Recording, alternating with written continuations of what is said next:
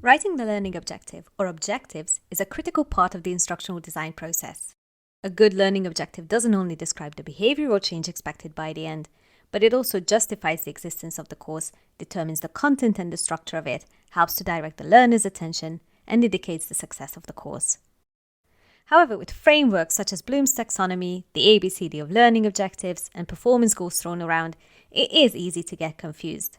This video will help you get some clarity on the different learning objectives. Yes, different objectives. Most of the confusion comes from the fact that there are actually 3 different objectives we need to consider when designing a course. First, there is a performance objective or business goal. Then there's the learning objective, which is the instructional goal. And finally, there is the, let's just call it focusing objective, which is the goal shared with the learners. Now let's zoom into each of them. The performance objective or business goal is the main reason why the project exists, and it defines what outcome it is supposed to achieve. Kathy Moore uses this simple yet effective template to write performance objectives. She suggests taking an existing measurement and defining by what percentage or number it is to be changed. Then she adds a deadline for the result to show, and finally, she briefly mentions how it is supposed to be achieved. An example would be, workplace accidents will decrease by 30% by December as all machine operators follow new safety procedures.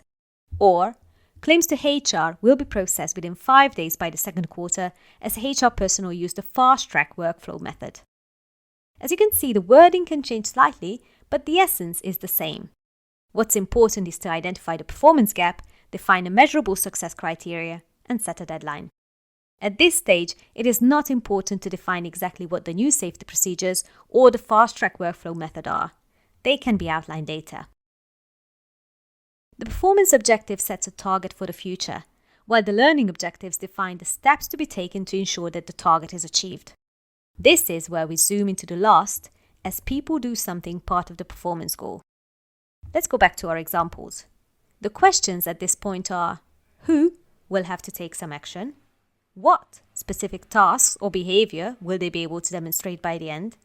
How will they demonstrate this? And under what circumstances or context will this be measured? How much or how many? As in, what number can we measure it with? It is also called the ABCD of learning objectives. A for audience, B for behavior, C for condition, and D for degree. At this point, we might come up with several learning objectives, such as machine operators will list the 5 most common causes of workplace accidents after reviewing some case studies. Or, given a case study, machine operators will identify at least 3 points when the accident could have been prevented. Or, following a scenario and using a template, machine operators will write a risk assessment with all the risks identified. All these examples have the audience, the behavior, the condition, and the degree clearly defined. However, not all of them address our performance goals. Let me explain. You may have noticed that we were using Bloom's Taxonomy in these examples. If you're familiar with Bloom's Taxonomy, you know that it's the hierarchy of the 6 cognitive levels that the learning solution is meant to achieve. At the bottom we have the lower level skills, and they get more challenging towards the top. When writing a learning objective, we should use the carefully selected and categorized action verbs from the pyramid. Rigorous application of these helps to eliminate confusion and brings necessary clarity to the online educational experience. In our example learning objectives, we use verbs such as list, identify, and write. List is from the remember domain, while identify and write are higher levels. Simply listing causes of accidents and therefore only remembering will not lead to behavioral change. Most smokers, for example, are able to recall or even list the health risks associated with cigarettes, but they still smoke. So in order to achieve real change, we need to pitch our learning objectives at apply or above. Imagine if smokers were to compile a 2-week plan to reduce the number of cigarettes they smoke by 10%. That would lead to much better results, as they would need to do something with the information and not just sit through it.